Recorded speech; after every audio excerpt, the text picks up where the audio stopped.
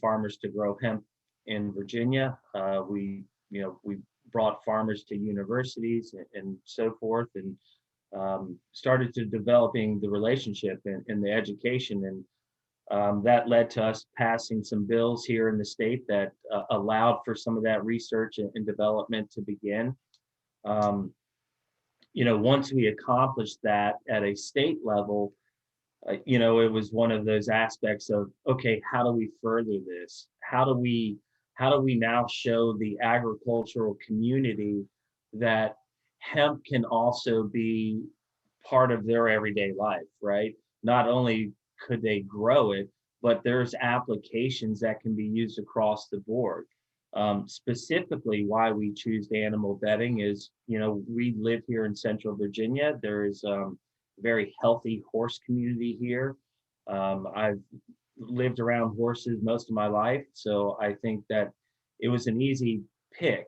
After doing some of the research and the material usage that existed overseas, it strengthened our position on moving into animal bedding. And of course, when we started in 2015, there was no suppliers, right? There's no real supply of it here. So our position was to create the supply chain, and starting from overseas and bringing that in has given us recognition and an opportunity to educate the general public about the uses for hemp hurd. And that goes well beyond animal bedding. As we all know, it has use in paper products, bioplastics, batteries. The ingenuity that is still to exist is going to be incredible. We're using it at a very moderate low point entry, but the potential that this plant has across the board and the movement into sort of plant biomass materials is really starting to take hold. And Marty, you partnered with some universities on the research front too, as up there, as you guys look at what are the applications going forward. Touch on that a little bit.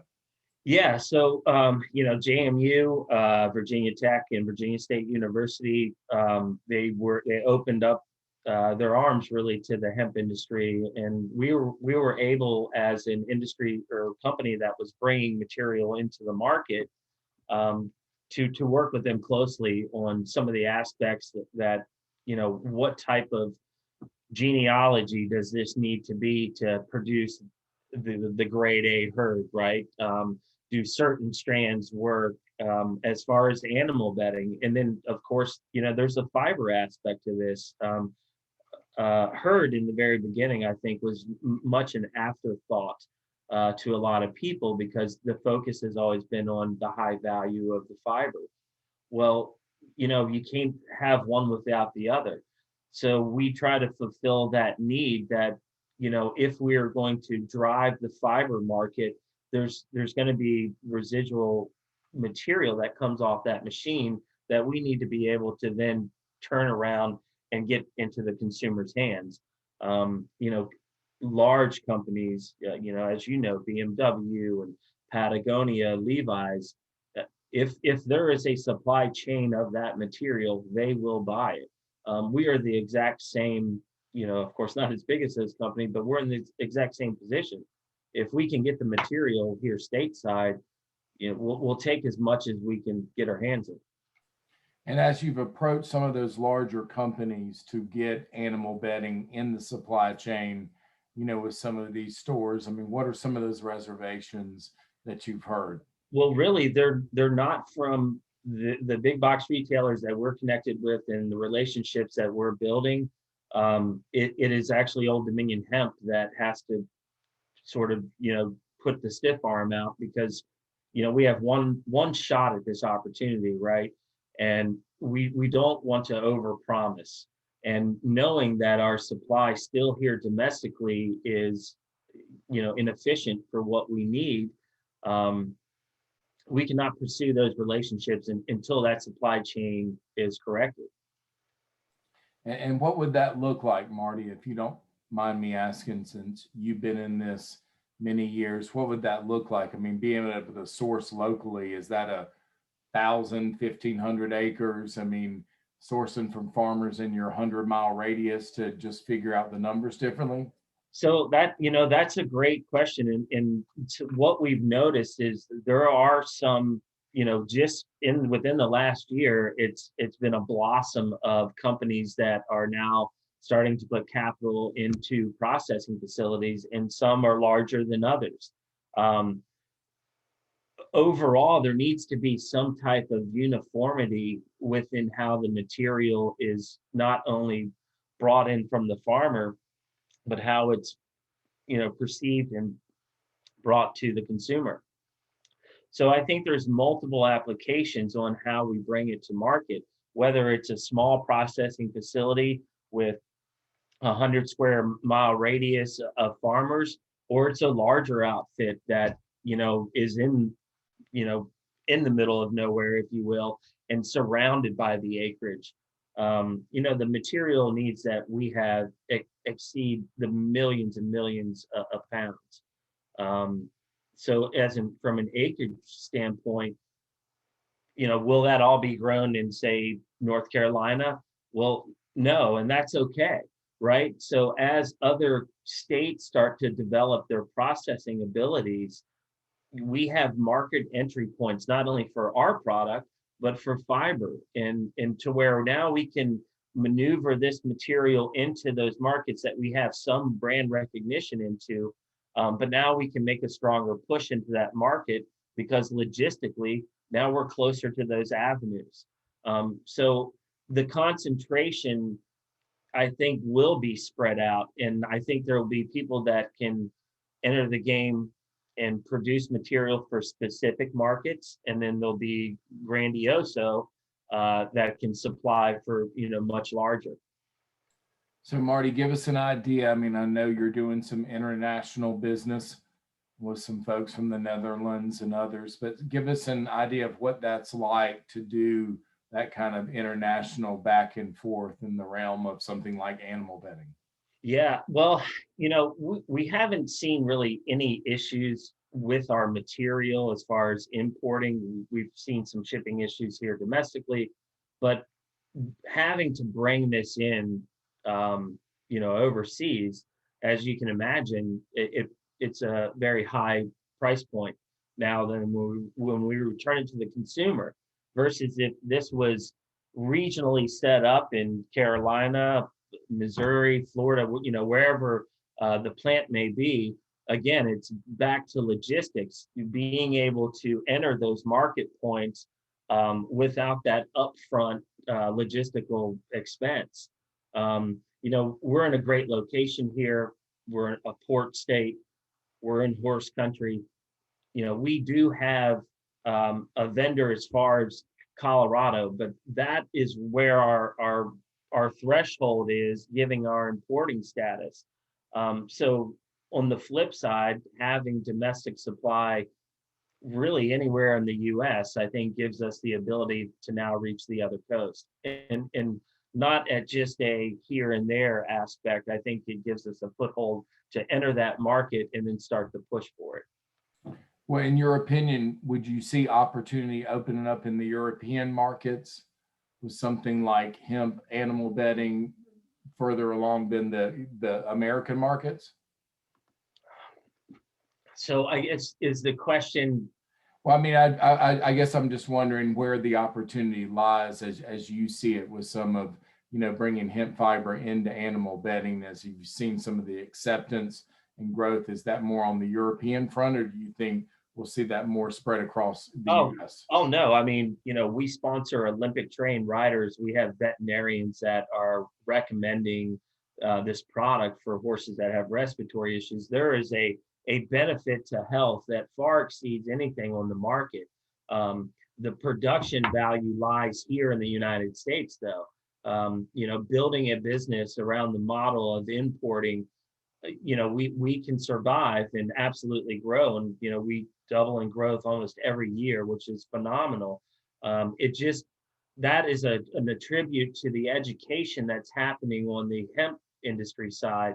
And we're not a CBD company, but because of CBD, it has become a very a lexicon, right? In the United States, everybody sort of understands that. So now there's some relation to what hemp is, and and I think people are diving into that sort of rabbit hole of going, well, what else does hemp do?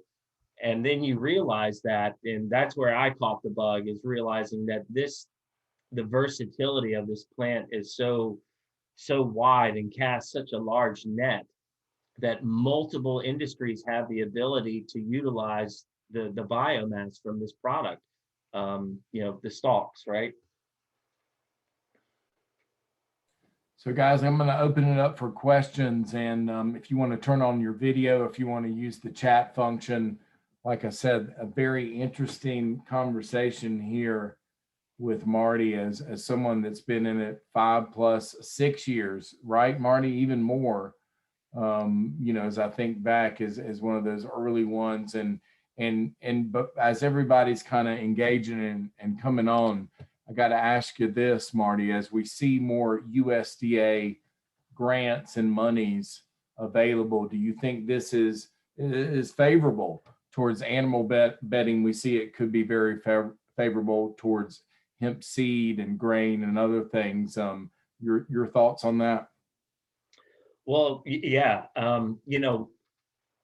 They signed the Farm Bill in 2018, and here we are still having conversations about establishing processing facilities.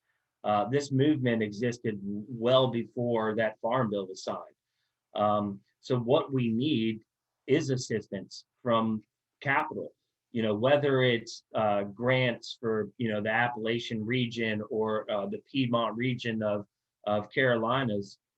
There is funding out there that now can be applied to the agricultural growing of hemp.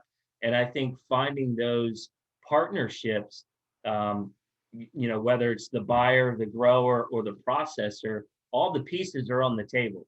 Everything that we need to start this industry and continue to grow this industry is right in front of us. There are no restrictions outside of the capital that we need to grow it. And so finding that from either grants or private investors, we're starting to see an influx of that money come in, but it still needs to mature quicker than what it is. There's still a lot of people just kicking tires because there's a lot of uncertainty. But in my mind, there isn't any uncertainty because other countries outside of the United States have been utilizing the benefits of this plant for multiple years. We're late to the party. We have the ability to catch up in a very short period of time, giving our farmers the land that we have here, the ingenuity of the people all on this panel and board. We can move this industry and be the leader as a country very quickly. We just need the belief from the farmer to the investor, right? Because we've proven sales, we've proven the demand to the market. The supply is where we're falling short. We agree with you for sure, Marty. We think it's an American story that we just haven't told yet. Yeah. And, this is our opportunity. So Chase Hubbard, one of our members there from the Jacobson, right there below you in the Brady Bunch square, if you can see it, was wondering any idea on that kind of range of the general price range for herd as you see it? Yeah, so I guess within what I can speak of is companies that are doing processing of herd and able to produce clean herd.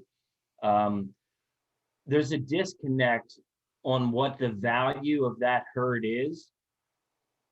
And what I mean by that is we are in direct contact with retail stores and consumers, private consumers. So we understand where the price point of this product has to be. And so if a US supplier comes to us and says, we can give it to you for X, but X is more than what I'm importing it for from our European partner, I can't help grow the market that way. I can't even move that material off your lot without taking a loss. Right off the bat. So I think we need to look at this on not what I have, but how much I have to grow. And volume is the key component here.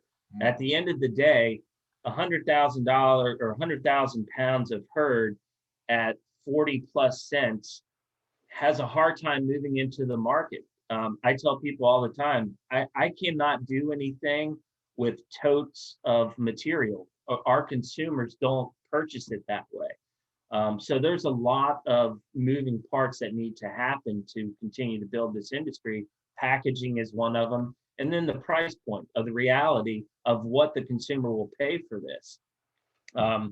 We understand there's an upfront cost and an intense capital cost for processing and bagging. This isn't a 2-year industry. This is an industry that is around for our great grandkids.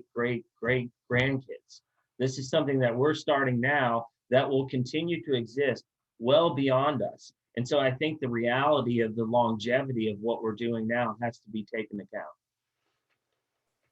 Marty, that was good. Thank you, Marty. That was excellent. I might steal some of that. I'm serious. How many great grandkids was that? I think it was 6. I've been in the ground a long time after that one.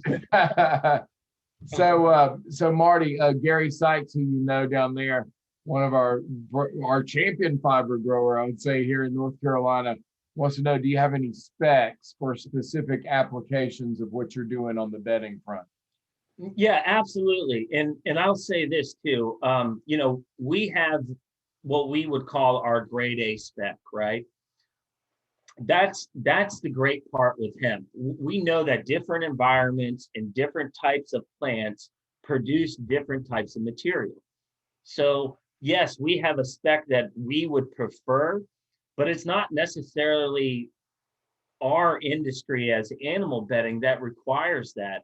The spec across the board for multiple applications, require a certain length, definitely a dust content removal aspect of it.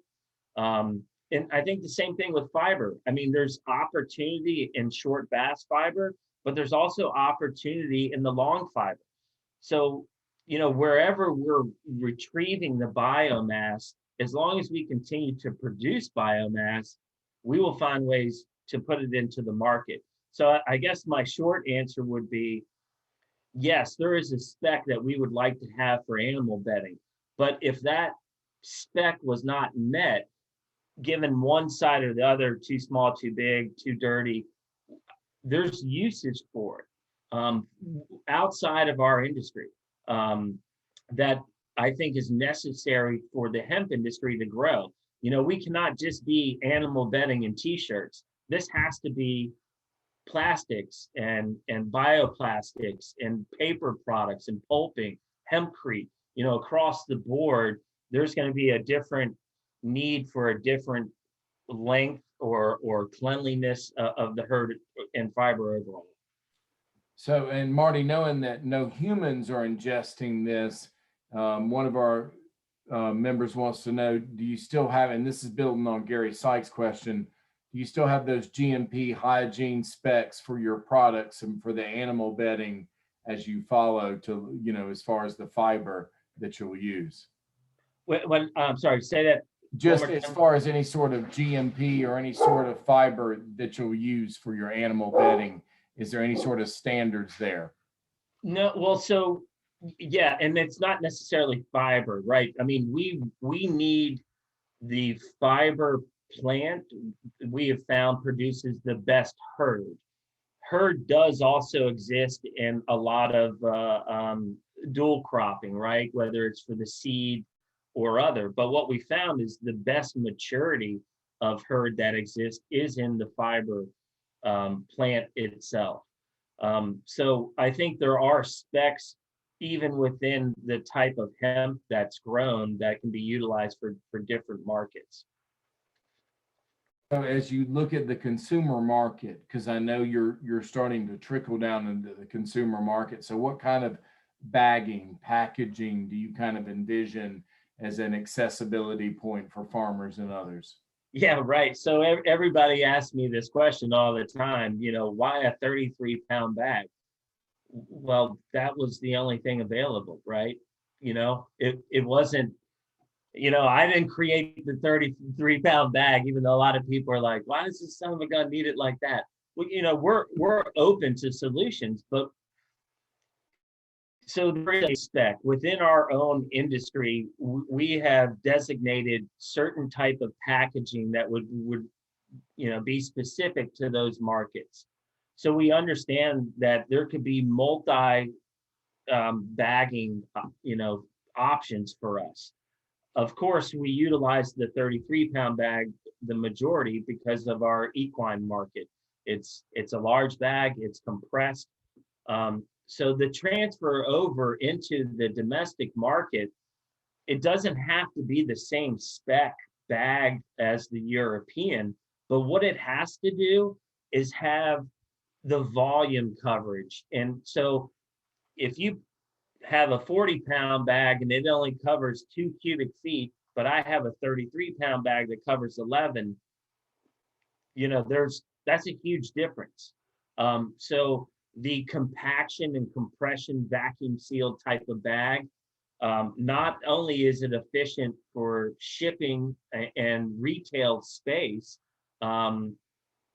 it's easier to handle, right? It's form fitting.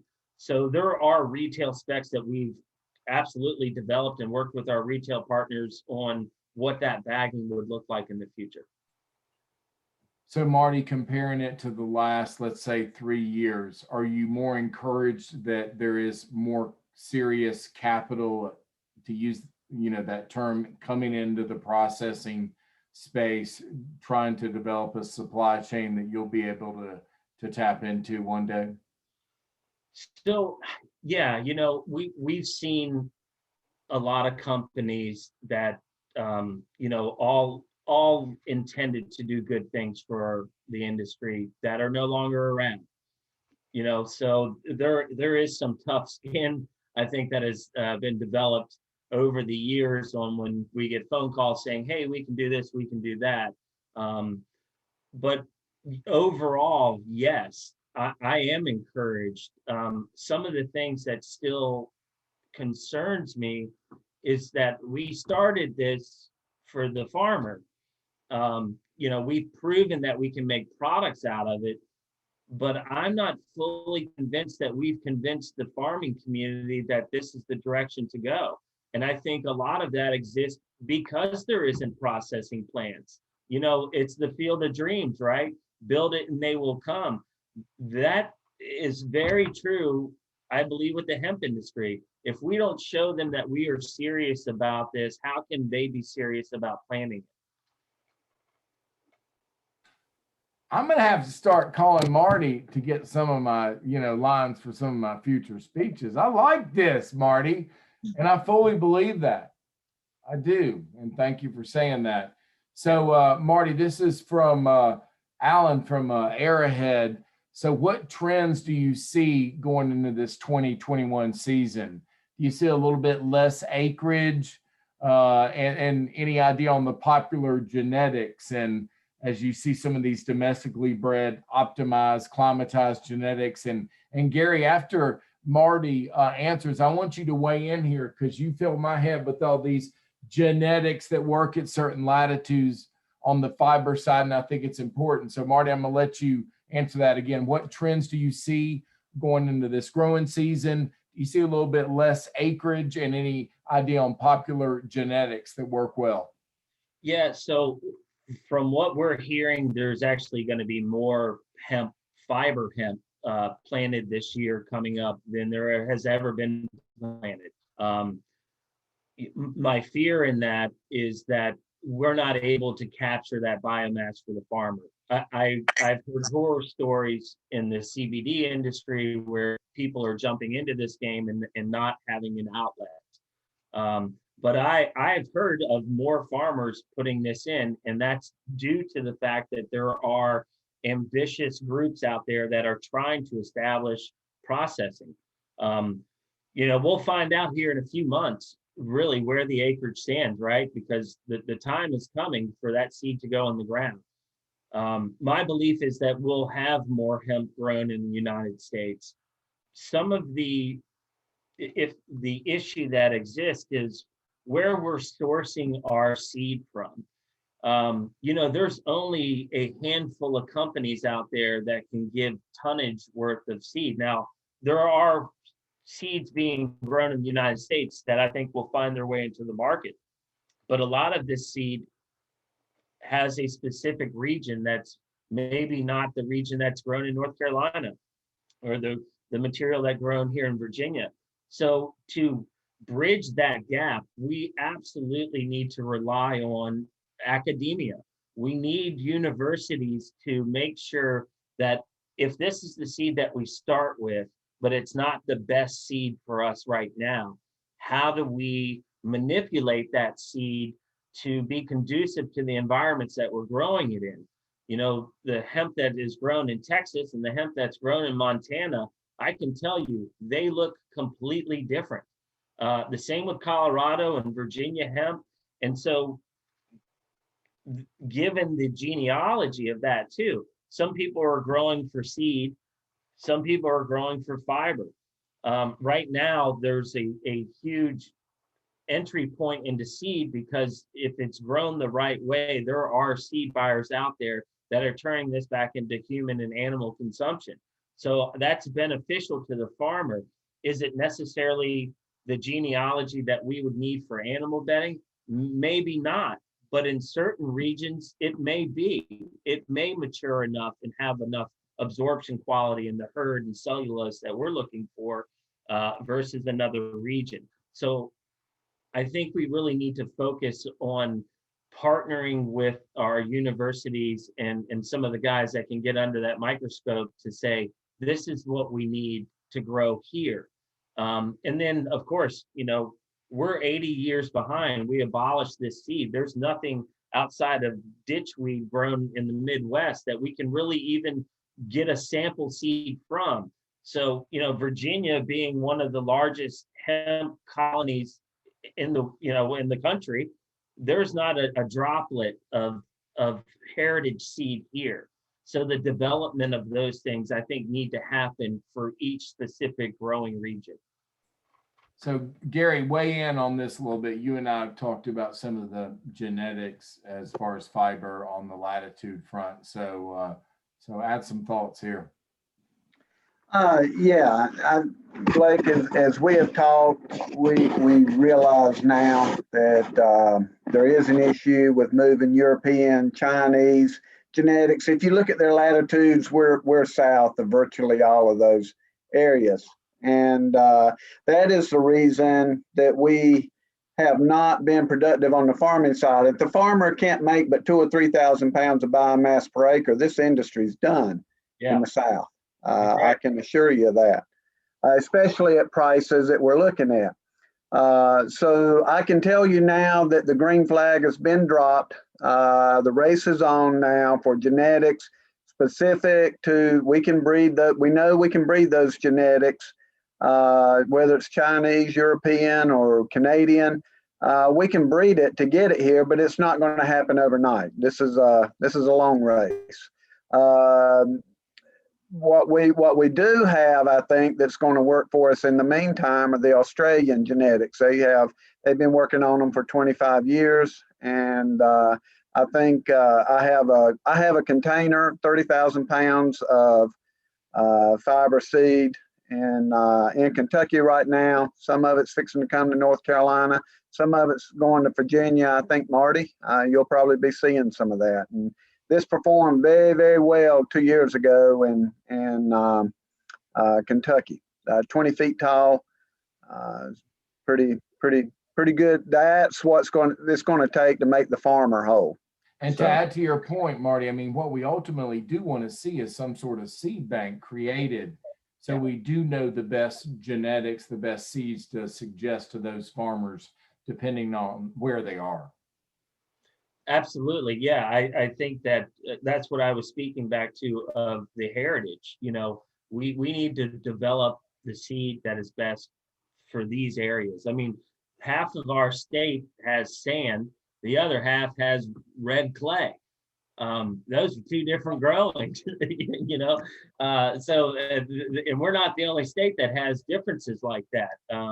You know, like you say, in Kentucky, we need to find the right strand, and then, you know, like Gary said, I think if we can show the farmer there's a win in this, then we win. We don't win without them.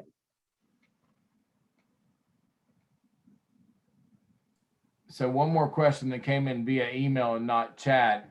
Any different, I mean, or various area you see as growth in the livestock, whether it's horse bedding, chickens? I mean, do you see as you sell, like where the interest lies in hemp animal bedding? Well, yeah, I mean, we're fortunate, you know, we started in the equine industry. We've seen a tremendous growth in backyard chicken owners in the poultry industry. We, you know, developed a smaller bag. Now we are expanding our offering into small animals, guinea pigs, hamsters, rabbits. We have a small cult following with snake and reptile breeders.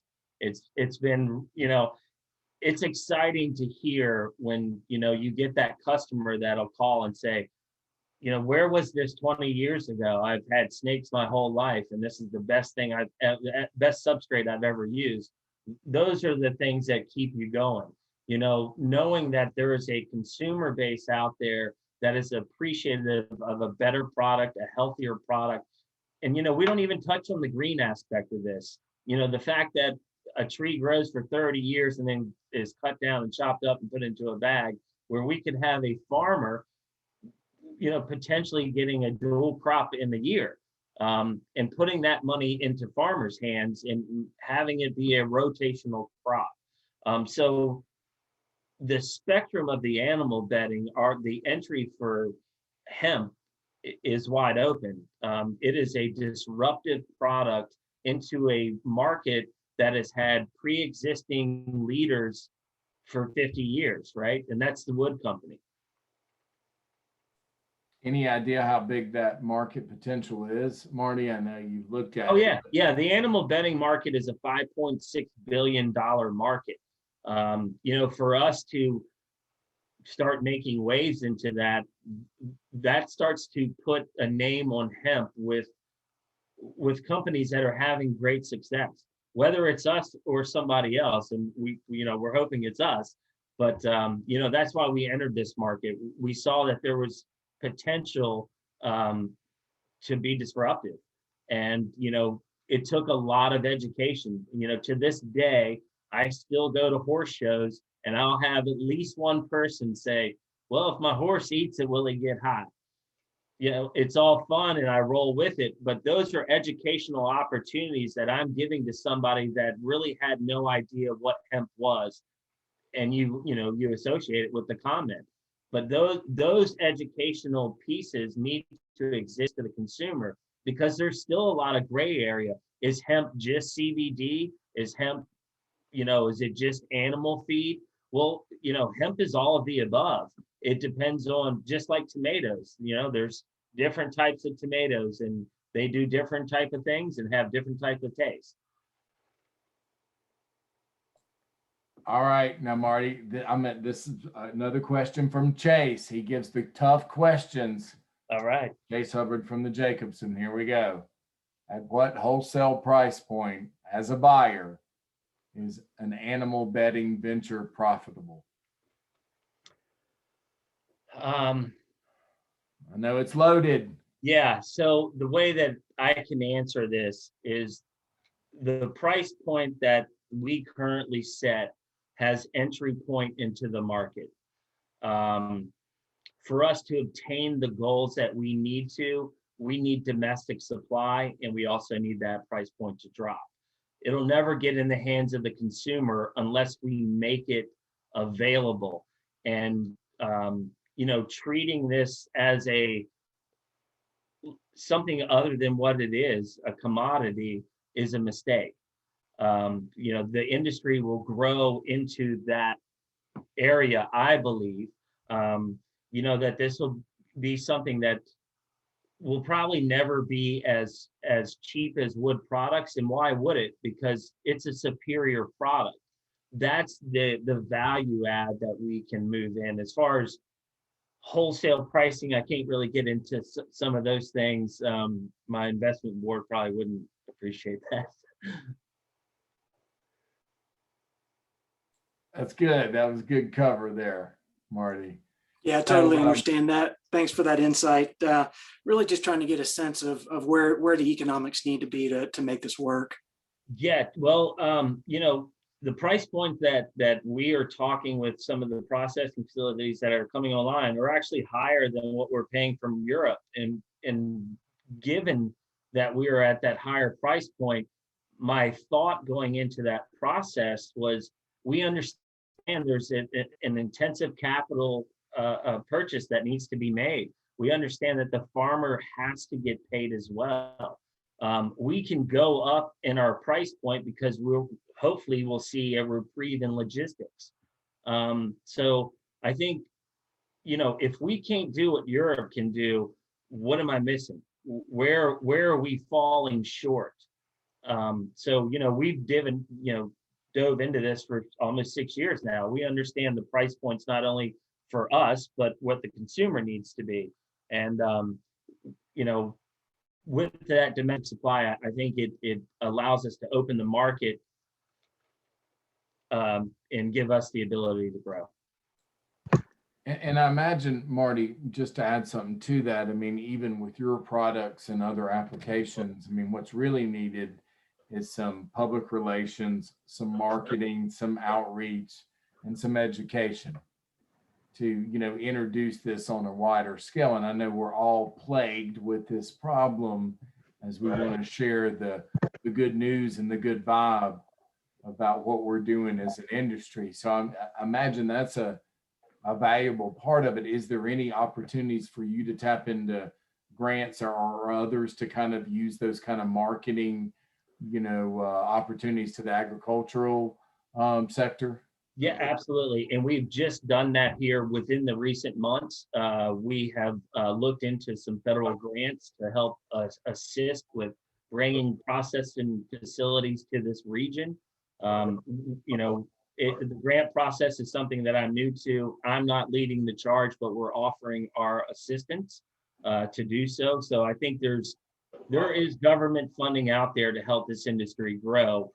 Finding it and getting through all the red tape may take some time, but it can be done.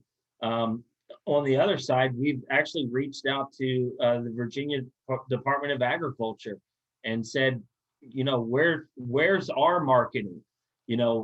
Hemp is this thing, but yet there's nothing within our state agricultural department that has done any promotions for it or really, offered any assistance or education to the farmer.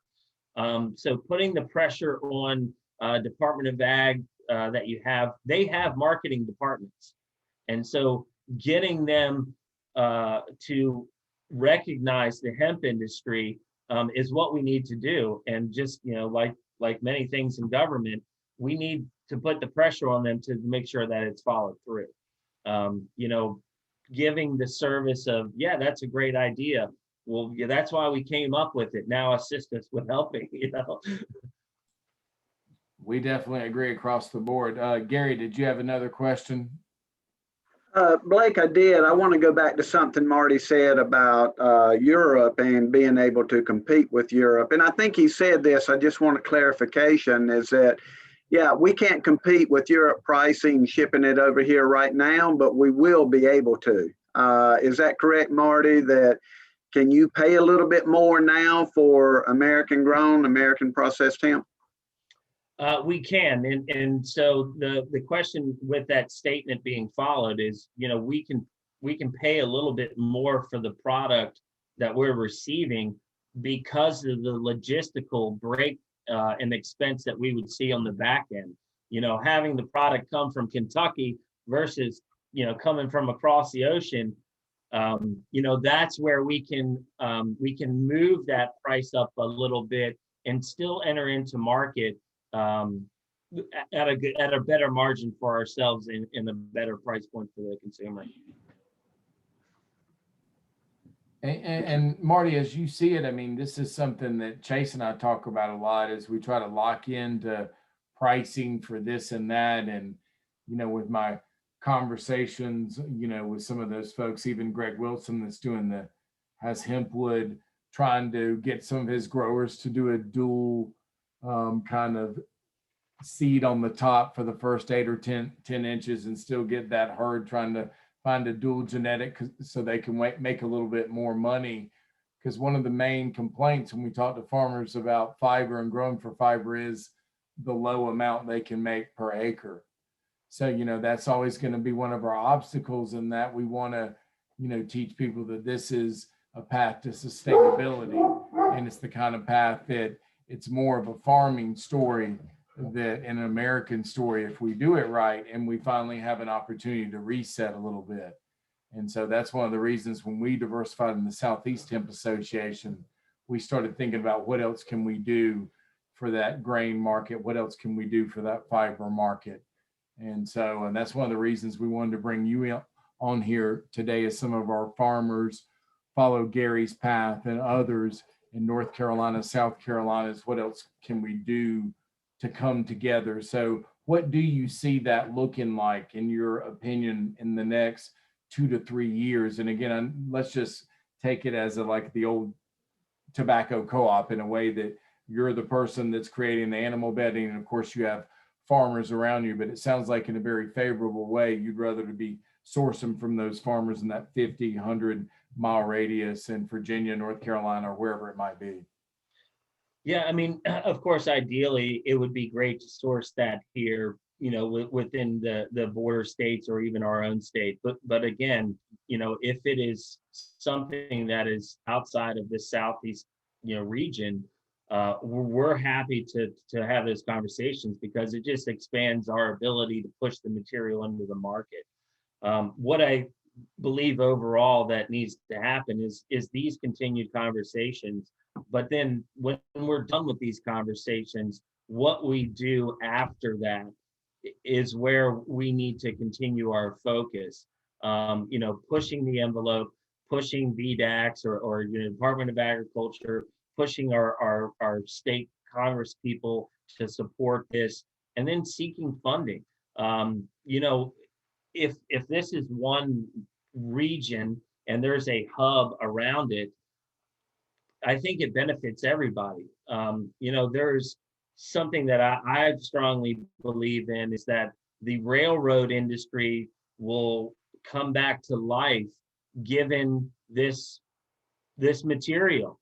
There are regions throughout Virginia that have been decimated because they've lost factories, they've lost industries, and hemp can be grown right in those farms and loaded right on those trains. And so I think the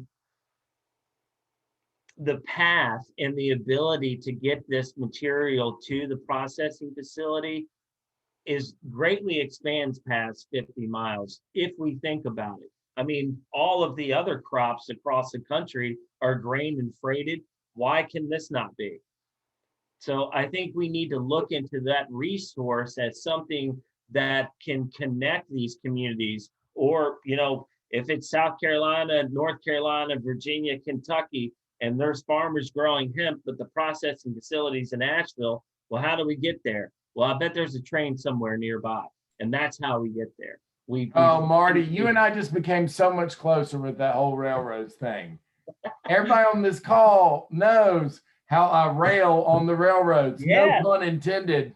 Yeah. But I do believe that that is the key to a lot of these industrial solutions, exactly what you're talking about. Those tributaries, as I call it, go right through all those small towns where we would really group farmers together to bring that harvest, and rail cars, my gosh, to load it in on there all day long.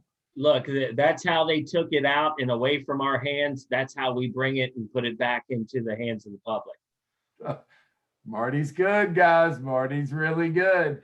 So, we're about out of time, but I want to thank everybody for being here. And if anybody has any questions, you can definitely put them in the chat function now, but you can reach Marty at marty@odhemp.com. And as I mentioned before, Marty and I have been friends for many years, and to see him sticking with the same thing and staying in his lane is very, very, I mean, encouraging.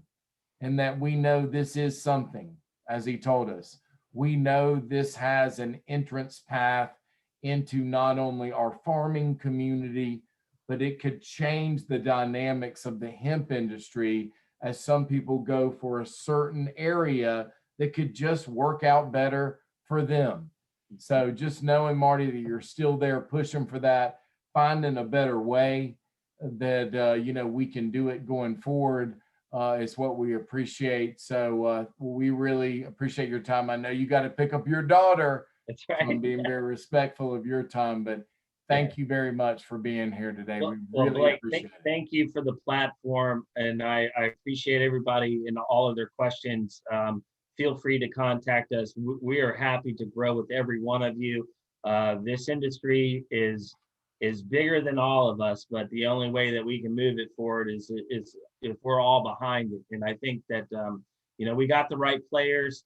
We have the capabilities here. We just need to find a way to put the pieces of the puzzle together.